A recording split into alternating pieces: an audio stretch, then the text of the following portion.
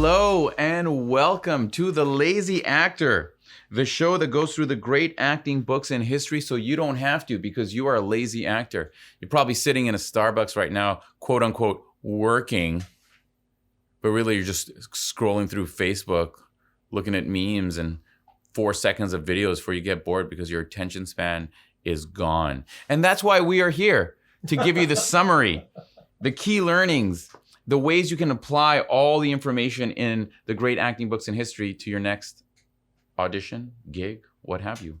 We are reviewing Michael Shurtleff, Audition, the mighty Bible of acting, which is why I always call it first book I ever read as an actor. And we are now on guidepost number 3. Before I introduce what guidepost number 3 is, I'm here with my lovely partner, producer, Tim. How are you, sir? I'm excellent, thank you. Tim, have you ever packed your luggage? What was the last time you packed for? What was the last place you traveled to? Go ahead. In the fall. In the fall, I went away for a couple of weeks. Okay. Was it for vacation? It was. Were you looking forward to it? I was very much looking forward to it. Okay. Second question. Have you ever packed for a trip that you were not looking forward to? Yes. Do you think that would have changed the way you packed? Yes. Well, that is the moral of the story here, ladies and gentlemen, for guidepost number 3, which is the moment before. And if I was going to summarize the entire chapter about the moment before, I would say, and I wrote this down, moment does not equal time. Because the big thing that Michael Shurtleff gets at when he talks about the moment before is everything that went into what happened before the scene started. Is that something that happened 10 seconds ago? Yes. Is that something that happened 20 years ago as a child? Yes.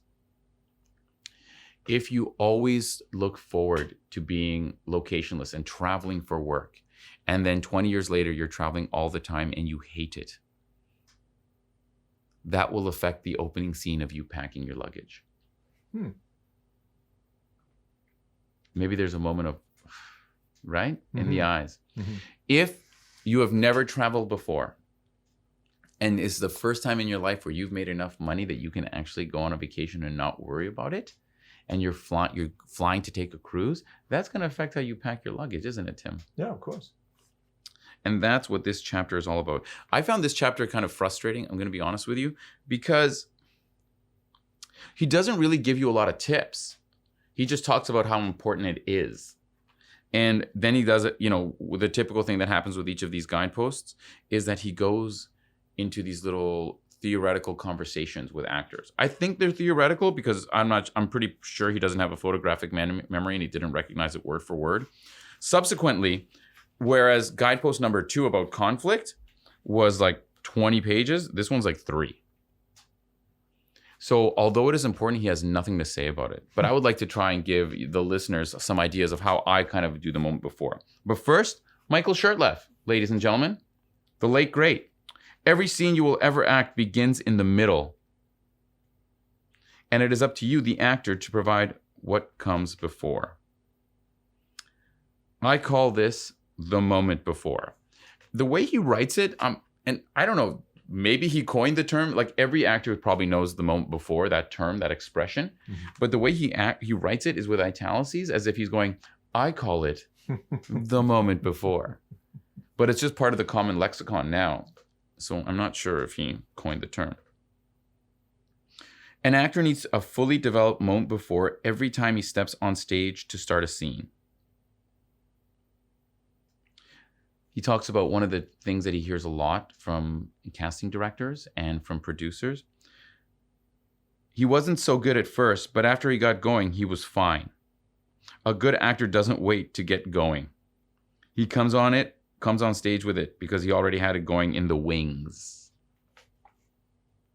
And that is kind of the reason you want to have a moment before, so you don't have to like build up to the scene. Mm-hmm. In the last episode, we talked about a scene where a son is meeting his stepmom, who's like roughly the same age and is crazy attracted to her. Right. If you spend half the scene discovering that you're attracted to her, the first half of the scene is kind of boring, according to Michael Shurtleff. But if you walk in and right away something is weird, then you might have an interesting choice. Mm-hmm. You might get the audience, get the producer, get someone to look up. And this is why the moment before doesn't equal time. Here's what Michael Shurtleff says. In order to create this moment before he enters, the actor may have to go back 10 or 20 years in the life of the character. Things that play into it. If it's a marriage, consider the length of the marriage. How did it start? At what point is it now? Because remember, if we go back to relationship in the guideposts, because these are not individual. You can see these as individual tools to analyze a script, to find character, but you can also stack them. Mm-hmm. And he thinks about, where is the relationship now? If we're in an amazing marriage, but the last few weeks have been shit, or vice versa. If we're in an amazing marriage, but I haven't felt like I've been married, and this whole scene, in this moment, I'm trying to do something because I'm fighting to rediscover that connection. If we go back to guidepost 2, mm-hmm. then there's a different scene there. Mm-hmm.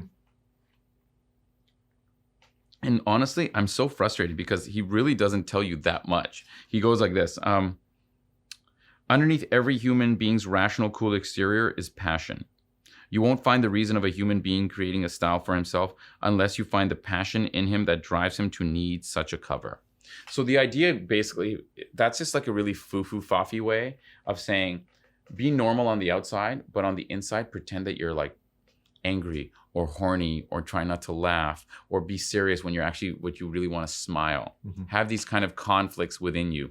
And what if you were having the time of your life and you're walking into a meeting and the meeting starts and the scene starts as you open the door into the meeting room and everyone is very serious. Then you come in with like a ha ha ha, kind of funny. Okay, I guess this is not a happy place today. That changes your entrance into the room. Yeah. Instead of walking in and sitting down and starting your first line, the moment before could have you walking in with something crazy or interesting. And Michael Caine, it's another book we're going to review after we do this one on film acting, says this great little anecdote about how, there was this guy who's like a TV show host, and he was doing a scene in a movie. And every time he walked in, he walked in so deliberately, like the scene is just him walking and going, "Hey, Charlie," but he would walk in and be like, kind of do an angle to the camera and be like, "Hello, Charlie." Oh boy. And every time the director was saying, "Okay, less. And after like the 6th or 7th take, the guy was like, "If I do any less, I won't be doing anything." And the director's like, "Now you got it." And then combine that with Michael Caine telling a time when he was a young actor, and he's saying how he's in the scene and he only had like one line and near the end of the scene. And after the couple of takes, the director's like, "Cut, Michael, what are you doing?" And he's like, "I'm not doing anything. I have nothing to say." He's like, No. You are a full, rich character who has all these thoughts and all these great things to say, interesting things to say. You're just not saying them right now. Cool. And that completely changed the way he was in a scene when he was not saying things. And that can also be for the moment before, because the moment before so often is nonverbal. I'm going to walk into a scene, sit down, and then my first line starts. Most people walk into a scene, sit down, and then start acting when their line happens. So why did you walk in and sit down? How does that help you? Mm-hmm. What if you walked in and sat down and you've been looking forward to this meeting all day? What if you walked in and sat down and you've been dreading this meeting all day? What if you walked in and sat down, but 10 seconds ago, you spilled something on your clothes? What if you walked in and sat down, but for your whole life, you have been struggling with anxiety? What if you walked in and sat down and you thought it was going to be a full room, but it was an empty room?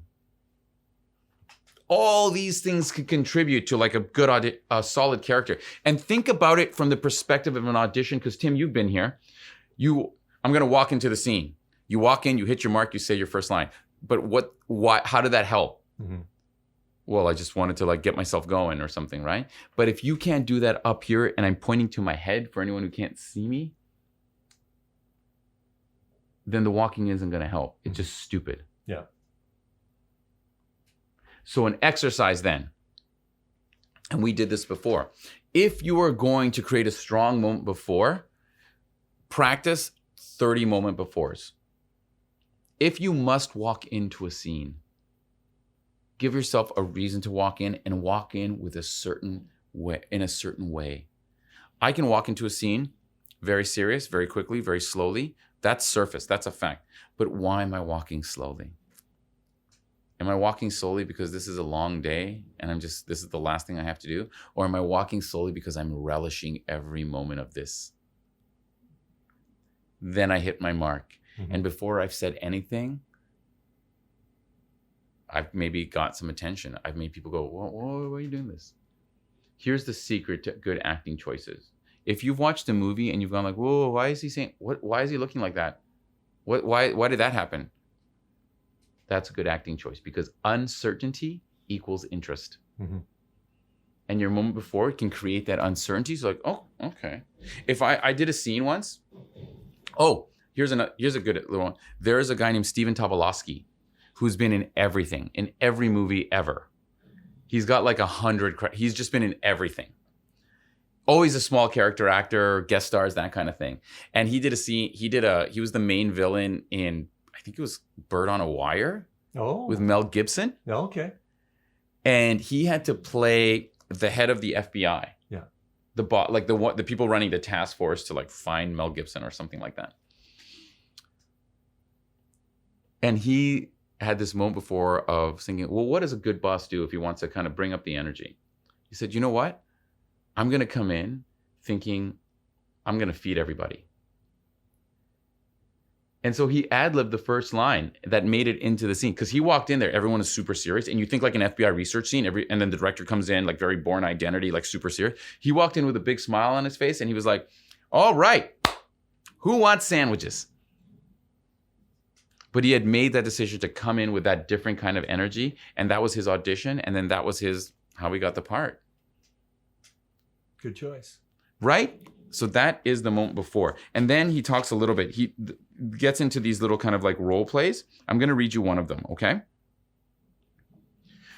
This is the one we were talking about. The splendid scene between the boy and his stepmother in which they fight over the rightful interpretation of the father's place in both their lives will never reach the moving crescendo it deserves unless the moment before is richly filled by both characters.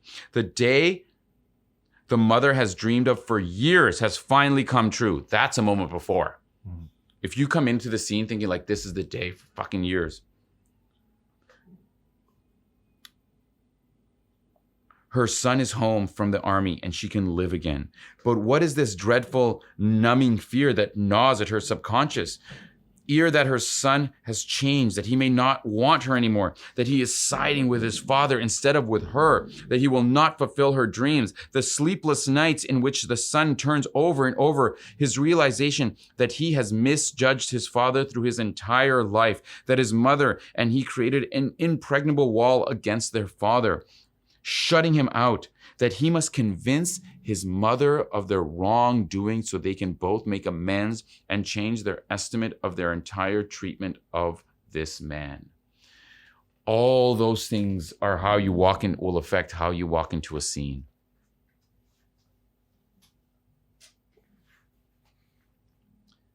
Now balance that, if I'm very practical, with how the fuck do you act that? No, but I'm being serious. I mean, it's rare because we have to remember that Michael Shurtleff comes from the theater. And this is one of the things that always frustrated me about acting is that you hear this shit that is the illusion of truth. And I love this book, but this is one of those places where I'm like, there is so much touchy-feely bullshit that if you try and do that kind of stuff, you fall into the trap of being this crazy over actor who can't just fucking walk into a scene. And let me give you two anecdotes. One from my own personal experience and one that is from The Godfather. One that works and one doesn't. The one that works is from The Godfather. And you take this with a grain of salt, because who am I? Who are you? I'm just some guy sitting in a chair, struggling to get people to like him so that they can make him be the best friend in a sitcom. So in The Godfather, there's a scene where literally all it is Marlon Brando walking over and putting his hand on the coffin, on Sonny's coffin, the coffin of his son who's now dead. Right. And this is what's his name? James Caan? Jimmy Caan. James Caan? Jimmy Caan is Sonny, right? And so he was watching the scene, and Martin Scorsese was it? No, it was Coppola. Francis Ford Coppola, who was the director. And they were about to do the scene, and this is James Caan saying this anecdote where they're like, okay, here we go. And then Brando's like, Francis, may I have a moment? And Marlon Brando kind of turns for a minute, kind of puts his hand in front of his face. Basically, he's making his moment before, so that when he walks in, there's the 30 years that he's had a child going into these steps. And he's like, I'm ready. And he walks in with all this baggage and then he just puts his hand on the coffin. And that's the whole scene. Yeah. Did we see it? Maybe. Did that help the actor? Absolutely. Yeah. As an audience, do we notice it? Do we see it? It's hard to tell. Because maybe we don't even remember that scene. I mean, I don't remember that scene. Do you? I do, yeah. Yeah.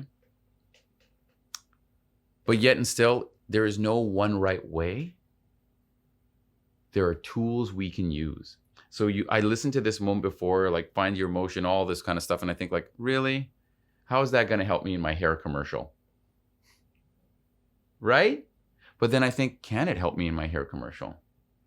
If I'm someone that spent 30 years struggling to have nice hair and then I finally have it, that's going to give me some energy. There you go. Maybe. Put that in line with this. A friend of mine did a men's Mark's Work Warehouse commercial. Mm-hmm. This is like 10, 15 years ago. And she was telling me how the guy, the whole scene is like a second and a half of the guy standing, like basically the whole commercial is like a second and a half of her walking down the aisle and looking at him. And then it cuts to him looking at her and smiling. That's it. This lunatic said like, wanted to meet in advance. Can we just sit here and stare in each other's eyes? I love you. I love you so much. Oh my. And she was like, dude, just look at me and smile. Right? But he put so much baggage into it. She was telling me like they had to do like 5 or 6 takes because every time he was just trying, he was like, and I'm going to do this for the camera. He would be like this, okay? Like all you had to do was this. But he was going like this. Oh boy. He was trying to put so much he's like, I've loved you my whole life. He was saying this to her in between takes. I love you. Man. I've loved you my whole life. This is the greatest moment of my life. And it just made him a brutal over actor. So is the moment before important? Yes. Is the moment before maybe something that happened 20 years ago? Maybe. Yeah. Can that help you? Yes. Should you anchor and find the craziest choice even for the tiniest little thing? Maybe. Don't think of it as a must. Think of it as one tool to use that doesn't work all the time. And that's guidepost number 3, my friends. The moment before. Tim, thank you for joining me. My pleasure. Thank you all for listening to this episode of The Lazy Actor, you lazy bastards. The Lazy Actor has been a co-production of Radio Studios and theactorsplace.org. Check us out. Go to our websites. If you have questions, write us at either of those websites. If you're finding it useful, if some of the stuff I said makes sense, if it doesn't make sense, call me on it, man. That is this episode. Next week, we go into the 4th guidepost. Humor. And we answer the burning question, is humor important? Yes. Yes. See you next time, everybody.